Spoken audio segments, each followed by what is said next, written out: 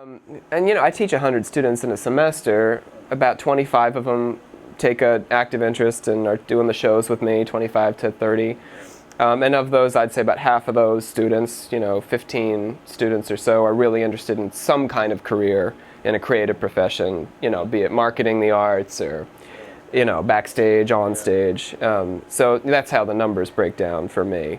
But for the college, I have the sort of benefit that I can push the boundaries a little bit, but I also do want to speak back to the community and create the kind of shows that'll get people activated from outside and to come in and see the shows. So we like to do a little bit of Shakespeare or something classical. We like to do a women playwright at least every other year because that's just very underrepresented in the canon. I'm trying to get more minority voices in the mix. We did a Hispanic playwright last semester, and we're trying to get more African American actors on stage. Pushing, expanding the boundary. And then next year, we're doing a show that's based on the history of the Eastern Shore that we're going to create ourselves. So we'll have a little bit about a sailor who was captured by pirates who lived on the shore and fought in the Revolution. We're going to do some Harriet Tubman, some Frederick Douglass, a little bit of Gilbert Byron's life and his career as the sort of Thoreau of the Eastern Shore, and sort of go through the history of the shore from the Revolution to the present day. College was a different situation. I mean, it's changing all the time, but when I went, there was a significant amount of money for a person like me, working class kid, to go and pursue a degree. And my parents had very little to say about what I pursued. They figured it'll be fine. You get a bachelor's degree, you go out, you'll be fine. So they weren't questioning whether theater was which, more often people are saying, should you be going into that theater degree? And I say if you're here, yes. If you're at a big four-year school, it's not necessarily giving you any connections or adding any value for the 40 to 60,000 that you're going to have to lay out in loans. That's a different situation. But college just is so much more expensive now, which is making it harder and harder for artists to go through a training program that they can then graduate from into a career. First of all, for students who want to pursue this as a job, I think this college is a much more practical way to do that, because if you're going to be an artist right out of college, you don't want $100,000, $200,000 in student loan debt.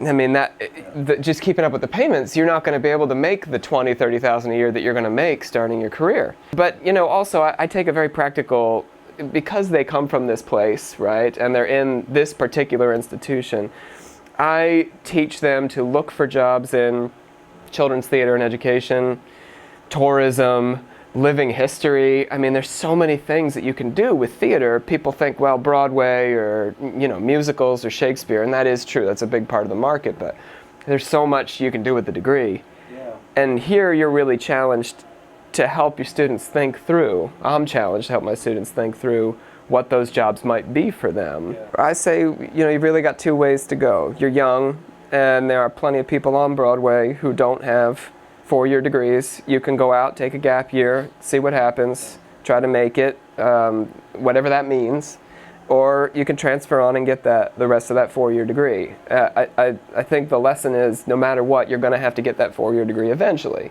because you're going to get to be 30, 35, 40 years old. You won't feel like touring on Disney cruise lines or, going to Bangkok with Beauty and the Beast. You don't want to have a life.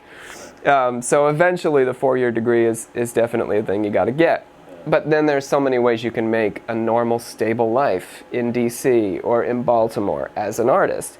On stage, off stage, you name it. But you really have to think about it as a career, and you really have to be a jack of all trades. And I think what I tell my students is, if you can think of doing any other thing with your life, this is hard. So you got to want it so much that you can't think of doing any other thing. If you can think of another career, go off and do it. But if you have to be an artist, then you have to be an artist. It's a calling, and there you are. So for me.